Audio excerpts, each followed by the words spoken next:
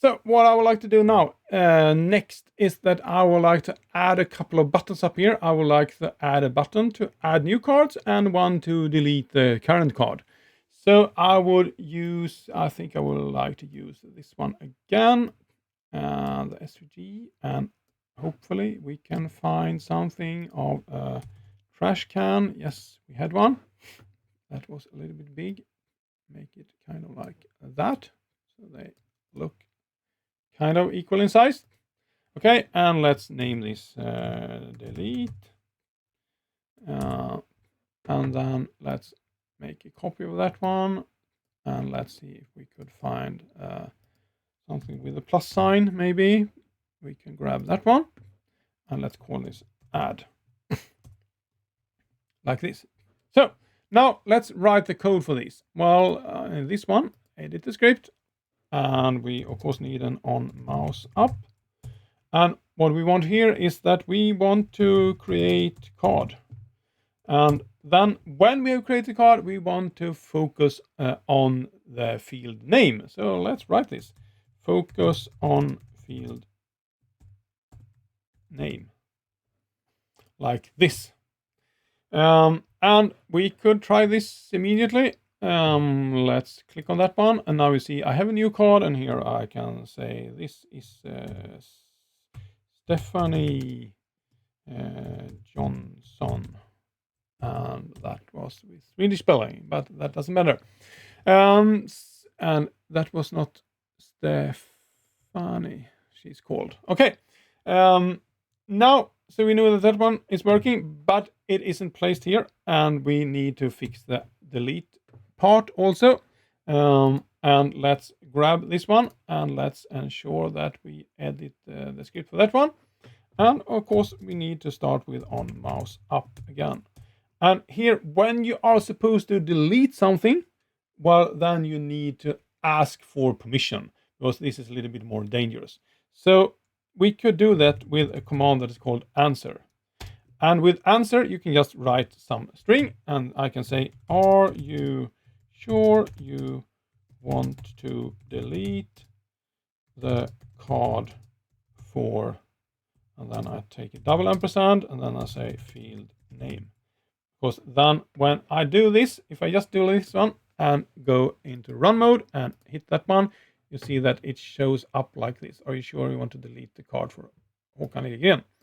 And I can actually also say answer warning like this, and now it shows up in a different way. So now we have that one up and running, but we want something more than just an OK button, because otherwise it will always delete anyway. So we can do that, and we can do that via adding a little bit more here. But now this line is starting to get very long. So what I can do is that I can hold down the Alt key and then hit the new line or the return key. So then I can write with delete or cancel. And now, again, if I hit this one, try this one, it says, are you sure you want to delete the card for Håkan? Delete or cancel. And now the last one is the default button, and the kind of cancel should be the default, because delete should be an active choice. Then on a Mac, you can do like this, as sheet.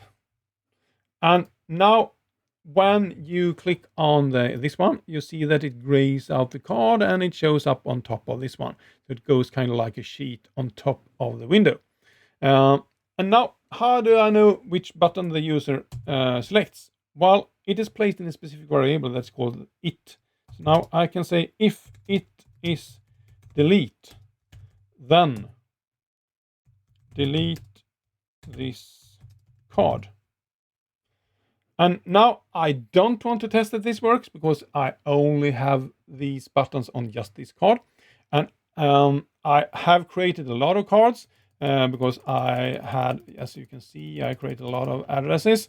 And how did I do that? Did I do that manually? No, of course not. We are talking about LiveCode here. So what I did was that I brought up the message box. In the message box, you can do a one-liner here, but you can also do multiple lines. So what I did was that, let's step back here. I did this one. Repeat 100 times. Create card. Put any item of John, Mark, Matthew, Lisa, blah, blah, blah, blah, blah. And then I added a list of first names. And then I put that into T first name. And then I did the same with the last name. And I put that into T last name. And then I concatenated these, put T first name, ampersand, ampersand, T last name. So the ampersand takes one string and puts it after the next, or the first string. And if you do double ampersand, then they will be concatenated via a space. So you get Håkan space Liljegren. So now when we have done that, we have everything that we need. But what I would like to do now is that I would like to take these two and create a group of those. And let's name these group buttons like that. And now, instead of wading through all cards and placing this group as we did before, we did kind of like this. We did go to the next card, and then we went to the object menu, and we did place group buttons. But if you have 1,000 cards, well, then that is a very, very tedious job. So what I did was that I wrote a small script for that one also. And as I started on the first card, I can go view first. Here is where I have a group. I can actually start on card 2.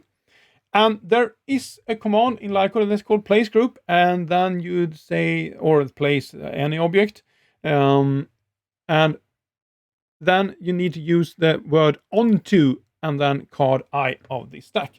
So now if I run this one, if you have the multiple line tab up here to run code, it says, if you hover over this one, it says press enter. And if you have a keyboard like me with no number key, well, then you can hold down the control key and hit the return. And now it has run through all the cards. And now if I wade through all these cards, you can see that it steps through all the cards, but I still have everything up and running. Now we have a slight problem, and that is that if I click on this one, you see that this one goes below the buttons. So I need to, again, I thought first that if I just grab this one and do an object bring to front, well, then it should be on front on all cards, but it isn't. So let's do kind of the same again. And let's do this one. I go to the card through all the cards, and then I do set the layer of group search to top. That means that it should go on top of everything. So let's run this one. No, not that one, sorry. Like that. And now you saw that it flickered the screen, so it went through all the cards, and now it is on top on all cards.